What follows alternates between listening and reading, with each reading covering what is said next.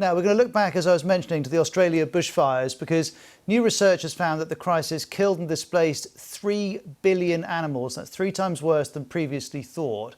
This new report by the Worldwide Fund for Nature says it looked at the period from September to February. The WWF calls it one of the worst wildlife disasters in modern history. Here are more details on the findings. An estimated 2.46 billion reptiles were killed, 180 million birds, 143 million mammals, 51 million frogs. It's hard to comprehend, isn't it? Dr. Stuart Blanche from WWF was involved in the report. A lot of animals, particularly the ones that live on the ground and that can't run or fly away, particularly for the catastrophic mega fires, they would have no hope to escape. Other animals can fly away or hop away, but even the massive fires that move so quickly and so hot and cause so much stress in the animals would have killed animals which did not even get burned. So it's quite a challenge as a biologist to think of all the animals that we love here in Australia being killed by these fires. It truly is a catastrophe for our wildlife. Now, I'm sure you remember these fires. They affected nearly every Australian state during its summer. They were fuelled by record temperatures and prolonged drought.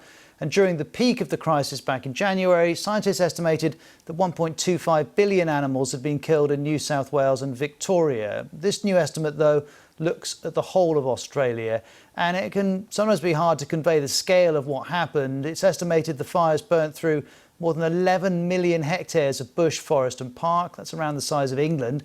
And looking at these kind of pictures, you can see the scale of the devastation. Homes were razed, some communities were devastated. At least 33 people lost their lives. Here's Dr. Stuart Blanche again. These were not normal fires. These were not natural fires.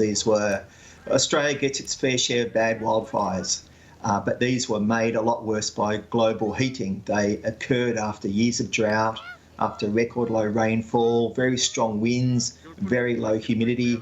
It was a nightmare for firefighters to try to fight. And so our amazing wildlife, like kookaburras, koalas, wallabies, kangaroos, parrots, wombats, echidnas, very few of them had any chance of surviving, particularly the mega fires, the ones that burnt 1 million hectares and burned at such high temperatures.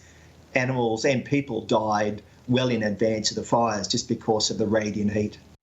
Of course, there were huge efforts to save wildlife. You may well remember these pictures from November, which went viral. This koala, called Lewis, was plucked from a tree in New South Wales and taken to an animal hospital. Sadly, though, he didn't survive. And this video from Kangaroo Island was viewed more than 1 million times. Rescued koalas were put in cars and even in car boots and taken to shelters. But an estimated 25,000 koalas died just on that island. While hotter, drier conditions are worsening Australia's fire seasons, the long-term trend towards hotter and drier weather is directly connected to climate change. Professor Chris Dickman from the University of Sydney coordinated the WWF study. Here he is saying what Australia may expect next summer. We will be getting big fires again in the future.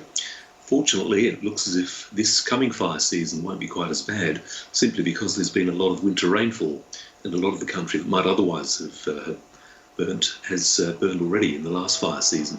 But nonetheless, in the years to come, the similar confluence of conditions that brought about the last fire season, that is a very long run of hot conditions, a very dry year, the driest and hottest year on record in Australia.